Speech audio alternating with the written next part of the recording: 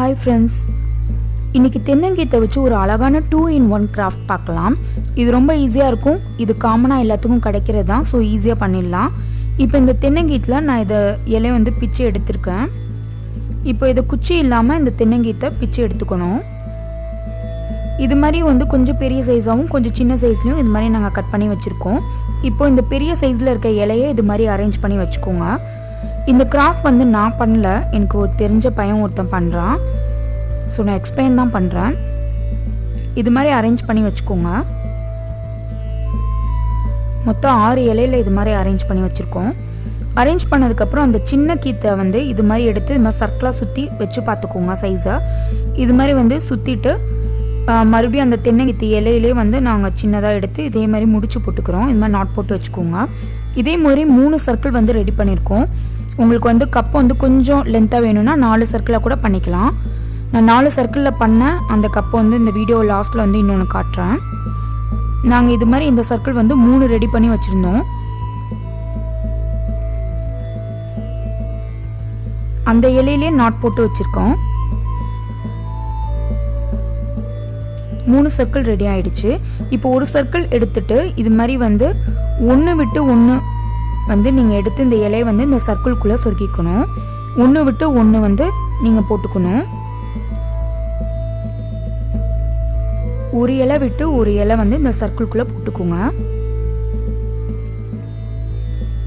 இது மாதிரி போட்டுட்டு நல்லா அந்த சர்க்கிளை கீழே டைட்டாக இழுத்து விட்டுருங்க. இப்போ இதெல்லாம் நல்லா அட்ஜஸ்ட் பண்ணி வச்சுட்டு அடுத்த சர்க்கிள் எடுத்துக்கோங்க.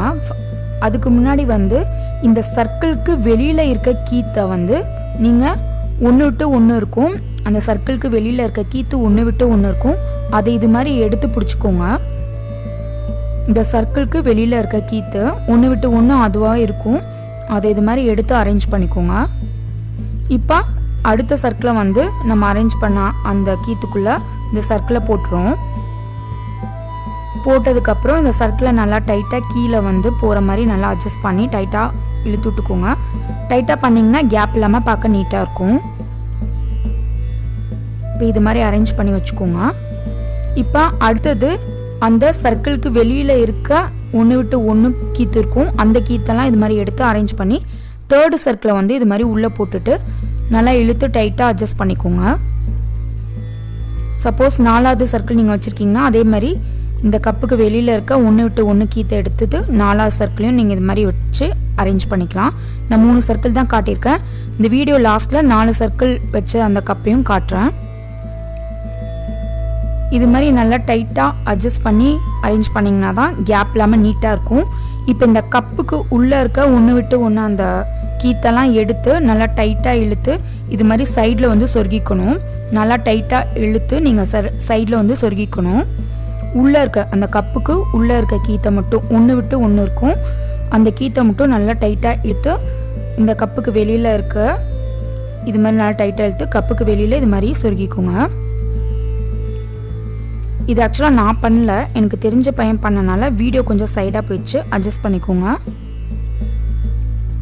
இது மாதிரி நல்லா டைட்டாக இழுத்து இழுத்து நீங்கள் அட்ஜஸ்ட் பண்ணிங்கன்னா பார்க்க கேப் இல்லாமல் நீட்டாக இருக்கும். இது மாதிரி நல்லா அட்ஜஸ்ட் பண்ணிக்கோங்க.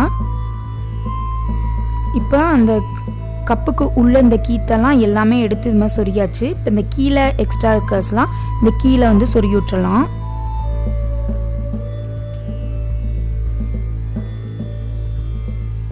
இப்போ வந்து இந்த கப்புக்கு வெளியில் இருக்கிறது தான் இருக்குது. அது வந்து கொஞ்சம் லென்த்தாக இருக்கிற மாதிரி இருந்துச்சுன்னு கொஞ்சம் கட் பண்ணிட்டோம்.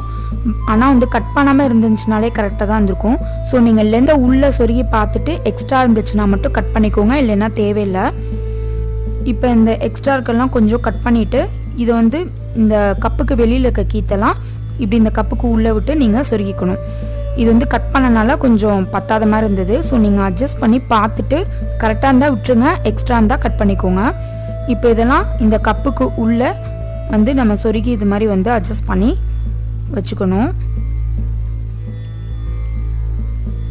இம்மா நல்லா டைட்டாக இழுத்து நீங்கள் வந்து அந்த கப்புக்குள்ளே சொருகி நல்லா அட்ஜஸ்ட் பண்ணி கரெக்டாக பண்ணிக்கோங்க. இது மாதிரி எல்லாத்தையுமே சொருகிக்கோங்க. இப்போ கீழே இந்த ஏற்கனவே பண்ணது கொஞ்சம் பத்தாதனால வெளில வருது. இதையும் கரெக்டாக அட்ஜஸ்ட் பண்ணி சொருகிட்டுக்கணும்.